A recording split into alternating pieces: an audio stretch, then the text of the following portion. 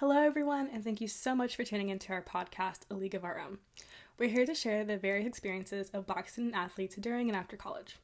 My name is Elisa Jepp, and I'm currently an education intern with the Coalition for African Diaspora Student Athletes, or CADSA. CADSA's mission is to help those that identify with CADSA by advocating for social and academic upward mobility. We want to welcome and support all Black student athletes and enhance the overall student athlete experience. With me today, I have Kassidy Henson here to talk about finding balance in life as a student athlete and beyond through meditation. Kassidy graduated from San Diego State University in 2020, where she was on the swim and dive team. She majored in communications with a minor in counseling and social change, and is currently a business development rep at 5'9". And for a fun little fact, she is related to Sir Francis Scott Key, who wrote the national anthem. So it's great to have you with us today, Kassidy. Thank you for having me. Yeah, of course. Okay, so let's just get started and just jump right into questions. So first, how did you first get interested in meditation and meditation retreats? Yeah, that is a great question. And I think before I respond to any of these questions, I want to just kind of have a moment of gratitude for all of the teachers and all the people that have brought these practices into a position where I was able to learn them and receive all the things that I've been able to receive from them. So I just kind of wanted to start off and say that. And to answer your first question, so the first kind of formal meditation that I did was in a Buddhist fraternity that I joined in college called Delta Beta Tau. And I pledged with them in, I believe, the spring of 2019, which was my junior year of college. And so that was definitely an introduction to meditations. We'd have weekly meditations with our pledge class on Sundays, and then with the whole fraternity on Wednesdays. There were sitting meditations where we would just focus on our breathing. And I had also begun kind of at that time seeing a spiritualist based out of San Diego in La Jolla. And we would practice both healing meditations and vision meditation. So that's easier to think of as if you've ever done visualization before. I know we did that on my team a lot as well. It was kind of an extension of that, but less so about my sport and maybe visualizing my race, and more so about my personal life. And so kind of learning it in a more formal practice, it was easy to see the connection between, the sport that I had been doing for 18 years, swimming back and forth in a pool all day. It becomes very meditative of being aware of my breath before I do a flip turn, and then I have to hold it and then I release it. And it's just kind of this process of doing the one thing or focusing on one thing over and over. So I think I came to understand meditation not only as sitting and breathing, but anytime my attention is fully focused on one thing. And that's something I've learned throughout meditation as well. I think a lot of people, when we're first getting into it, it's kind of oh, I could never meditate because I'm always thinking, or I'm always having this go on, or I can't focus, it's hard, which is all true. But the cool thing about meditation is also, let's say I'm sitting and I can't stop thinking about the bird that's being really loud outside. It's a woodpecker or something. I'm God, I wish that bird would just shut up so I can meditate. If I can't stop thinking about that, that becomes my meditation. Now I'm okay, well, clearly I'm thinking about that bird outside. Let me think about what that bird is doing. Let me think about why it's making that sound. Let me think about the ecosystem that's a part of. So there's kind of room for meditation to open up to be more than just breathing.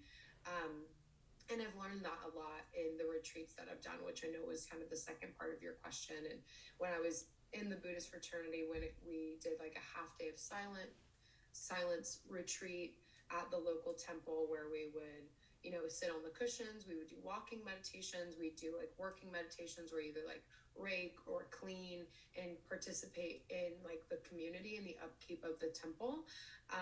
We did a full overnight meditation with the monks and nuns at a temple in Irvine. And then most recently, I just went on a retreat to Mexico, where we would do sound healing meditations with like the crystal bowls. We would do like silent breakfasts, which are kind of a form of meditation as well. You think about the origin of the food, how it got to you, the energy that it's going to give you to do the things that you want to do for the rest of your day, whatever. So all of these things kind of allowing me, in my experience, to be more present in whatever it is that I'm doing. Yeah, I really liked how you mentioned like it's not just about breathing; it can be about like really just focusing on one thing. I never knew that, so I think that's kind of interesting to know. And then, where in Mexico did you go? So we went to Playa del Carmen, Okay. flew into Cancun, and then took like a 40-minute ride south. Um, and that's where a majority of the retreat was based. We did a Temescal ceremony, and that was in Tulum. So we took a little bus down there into the jungle and then came back up. Nice. Hey, and then were there any like specific retreats that changed your mindset, or would you just consider it more of just like an overall experience that caused a shift? Yeah, that's a great question. I think the really cool thing about the retreats is that there's like a sense of community, that the sangha is what it's called. And when you go on retreat, there is an opportunity to be around other people who are also interested in learning more about this practice. And so everybody really brings a different thing to the table, to the group, as to why they want to be there, what their experience has been, or you could be in the same meditation with someone, and like each person's going to have a really different experience, and that energy is felt. So I think that's like a really powerful part of going on retreat and practicing in community, because community, I think, in all things, is such a foundational part of like how it works. Like sports teams, like co-workers. It's not like, it's really hard to heal or to learn or to evolve when like I'm alone. So I think that's been one of the most powerful things about going on retreat. And I'd say that the one that I just went on in Mexico was really powerful, for a lot of reasons. But the one that I did in when we went to the temple in Irvine, I remember kind of a realization that I had was, we had been, spent the night. We slept on these like wooden beds. It was not super comfortable. And I was just thinking, I was like, gosh, how do they do this like all the time? Yeah. This is where they live. This is what they do. And we were tired. We hadn't gotten much sleep, and we woke up early in the morning, like at 3 or something wild like that. And it was finally time to eat breakfast. And it was a silent breakfast, but we did like a meditation before. It was kind of a chanting meditation, and the whole purpose was to think about, the sun that nurtured the seed that grew into the roots that was grown by the water. And it's this whole process of thinking about, I might be eating like a carrot, but I'm thinking about the carrot's entire evolution, to like getting on my plate, the truck that brought it to LA, the person who drove the truck, like them and their family, like all of it, everything. And so it made like each bite that I was eating was so full of life, and it was full of energy, and it was full of like the same thing that I am, pretty much. And that was really powerful for me, because I was like notorious for a good eat and watch. I would like get my dinner ready and then just like sit down in front of the TV and like totally check out. And so that practice was really, really hard for me. And it's something that like now I wouldn't say I practice it really constantly. I try to, but it's very rare that I sit down to eat something and I don't at least think about it. So that was a really impactful thing for me to experience, especially like as a swimmer. I was eating a lot, it was like needing to fuel up. So to have that attitude of like, okay, like this is giving me energy, and not just in a like, okay, I need to eat carbs so I can perform later. It's like I am having intention about what I'm eating outside of just like needing to eat or needing to consume. And so I'd say that was like a really powerful moment for me on my retreat as well. And the ones in Mexico, or the retreat in Mexico, I think was really impactful because we got to meet with so many of like the local healers there who wanting to share the ways that like people in that region have been healing for a really long time. And so to be included in a process that has been so tried and true, and to be able to experience it with open arms, I think was really impactful as well, to feel really grounded somewhere, and be around people who are very connected to nature as well was really powerful for me. So I'd say those are kind of the two things that really stick out. Nice. And then while you were in college, were you able to integrate what you learned like with your team, and did it affect the team dynamic in any way? Yes and no. I think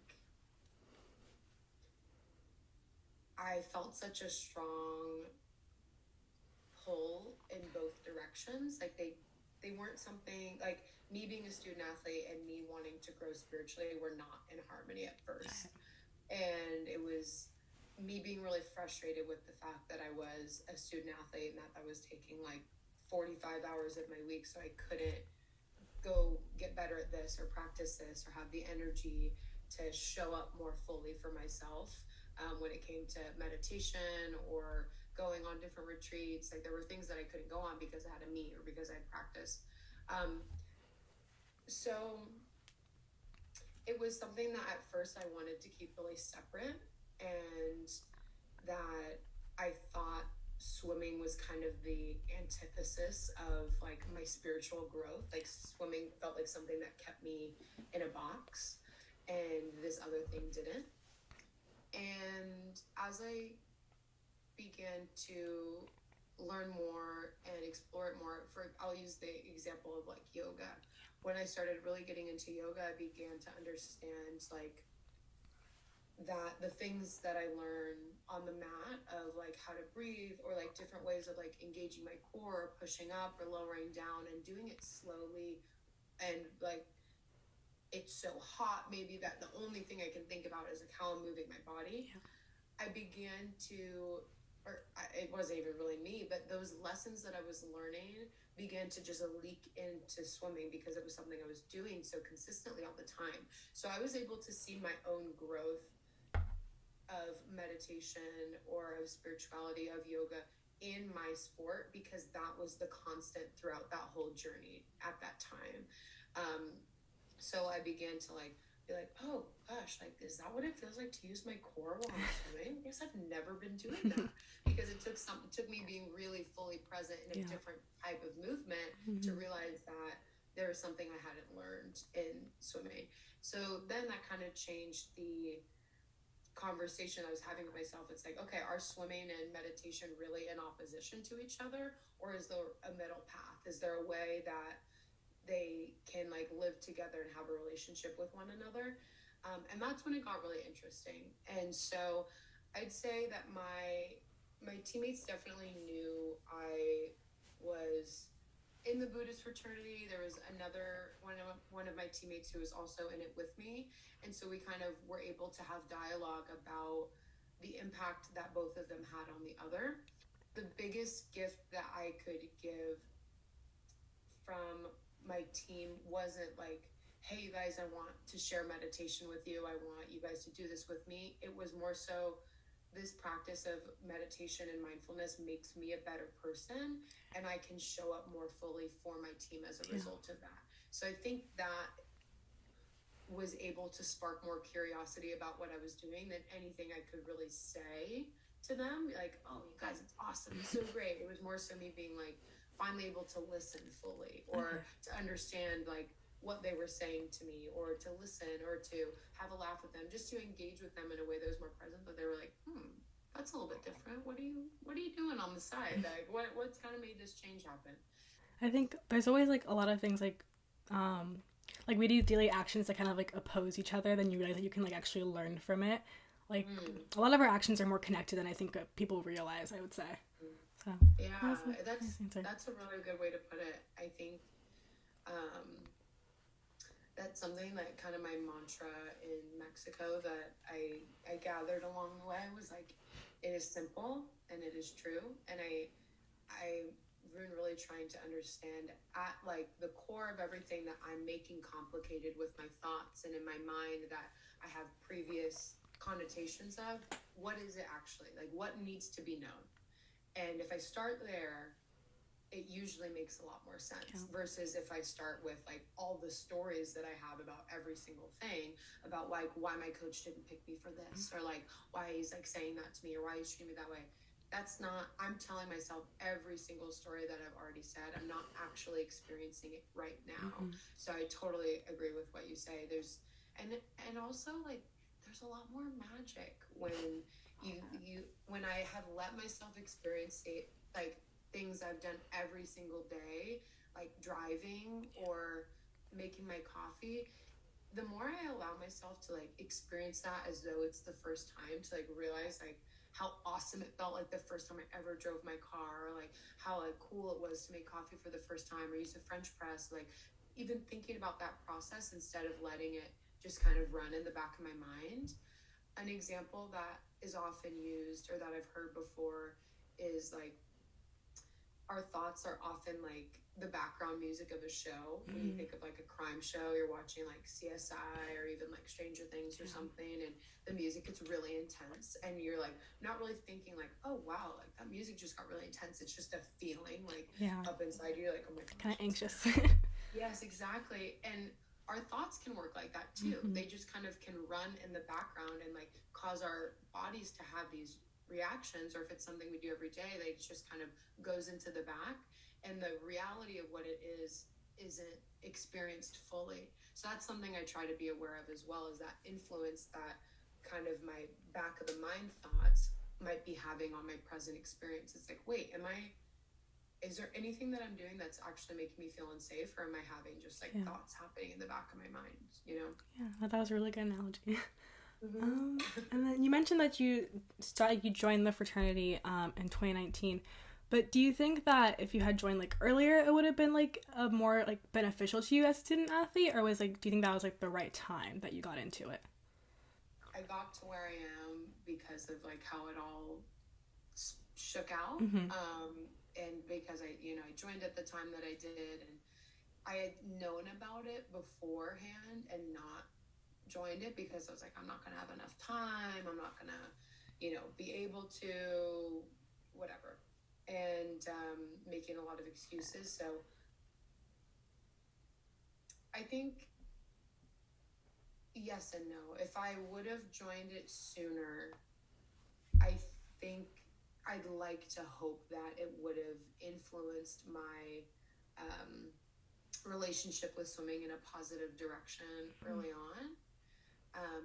Because what it really did, joining the Buddhist fraternity, was it gave me access to a different community on campus. It gave me access to people who weren't student athletes, who usually I'd just kind of be like, oh, okay, like, I'm a student athlete, whatever.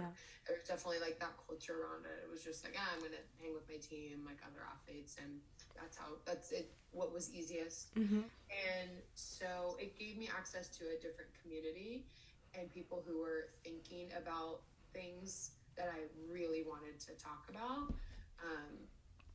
and were asking really interesting questions and stimulating my thoughts in a way that I really enjoyed, that felt like, okay, like this is kind of what college is about outside of my sport. And the other thing that it did for me was, I don't know if I already said this, but it gave me new tools to like understand just like where I was at. So I think if I would have had that sooner, my experience would have been more balanced. And so I think that there's a lot of room to even integrate what I learned in my Buddhist fraternity into all of the sport teams. Like I could imagine like an extension, and the Buddhist fraternity that I had, I'm pretty sure it's the only one in the country. I think that's the only one on a college campus right now. And of course, like, I'm sure that they'd love to expand and like have more of them. Every time I say I was at a Buddhist fraternity, everyone's like, what do you mean? Fraternity, Buddhism? Like those things do not go together. But they did. And so I could see an extension of it where like that even has its own section in athletics, because I know as a student athlete, it's hard to even know what's going on outside of the athletic community in school. Like that is kind of like the focus. And so if there can be an extension of that in athletics to where it's like we offer these resources to you as a student. I think that that would have been really helpful to me to be like, okay, people have done this before, so now I see a path for me to do it as well. Mm-hmm. Yeah, and it's like you mentioned before, like it created like a new community for you, and I feel like being a student athlete, it's so easy to just become your sport because you're there all the time, and when you're not there, you're either doing work or you're sleeping, and it's just so it's like I think it's good to have like multiple circles because like we're made up of like multiple things. So Mm-hmm.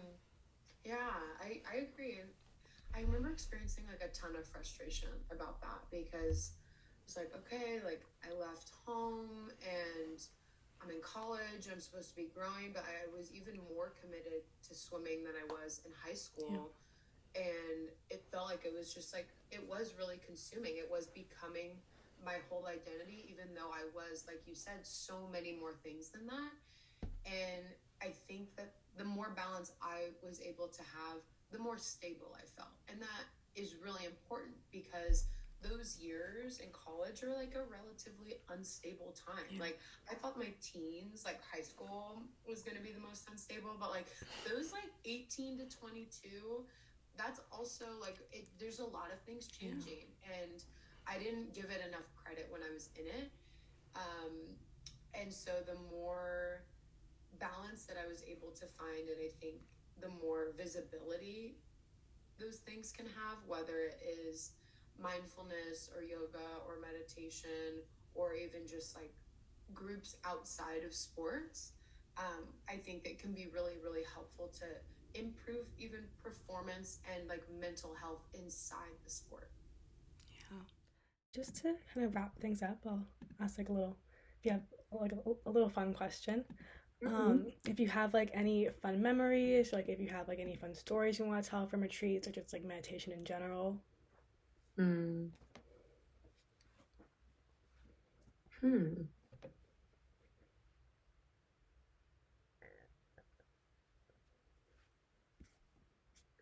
I'd say like my favorite, one of my favorite feelings, uh, two, it's kind of a two-part feeling, is when I feel like really young and when I feel um not that I don't know anything, but when I feel like, oh my gosh, like there's a new way of doing it. Yeah. And I get that from meditation. Like I get that from meditation because, you know, I was, for example, I was in, this isn't from a retreat, but I was in Yosemite last year with my good friend and we hiked to the top of Yosemite Falls and we started pretty late. Everyone's like, you're not going to get up there before the sun goes down. We're like, oh, just watch us. You know, we're hiking all the way to the top. And I was sitting up there, like kind of looking over like the water. And I just kind of like put my hands on the rock and I was like, this thing is so old. It's so old. It's older than I'll ever be. Like compared to this, I'm going to be young forever. And that's not a thought that I think I would have had I not done been introduced to meditation or like learned how to engage with the world in that way. And I felt like such a feeling of relief. Like it took the responsibility of knowing it all or figuring it all out completely off my shoulders. Like the things that just like this rock has seen in its time on earth, like I don't have to worry. And I think in the context of like sports, like towards the end of my swimming career, when I was really getting into meditation, it was so empowering to feel like I I can trust my body. I know my body and what's meant to be is going to be. Mm-hmm. And I know how to like get my mind right in the place where like I'm just in a state of flow. And I think that's kind of the beautiful result of meditation and mindfulness, that it can really go in every direction. It's just really a starting point. Um, and I think there's been so many really beautiful experiences that I've had on retreat. It's hard to recall just one. Yeah. But the other feeling of learning something new is like that's kind of something that keeps me going. I'll say that other than swimming, I don't know one thing that I've stuck to very long other than meditation. And it's because I'm always getting this feeling that I'm a beginner and that I want to get better. And that's because I'm always going to be having thoughts. I'm always going to be messing up. I'm always going to be, sitting for a meditation and then being like, oh, I wonder if I picked up my dog's food, and then be like, oh, there's a thought. I'm going to start over again. And just like constantly refining that practice. It's something that I think a lot of athletes can relate to, in the sense of there's always room to improve. And there's like, it creates a really cool opportunity to engage with the world in a new way. And I think that's always, that will be a highlight for a really long time. But gosh, that was a really good question, because I don't know what my favorite kind of like highlight is from a retreat. But I think that the most recent one that I went on, I have never had like more authentic conversations. I've never been somewhere, like, even if we're, something's funny, or, we're making a joke, where people are just like fully who they are.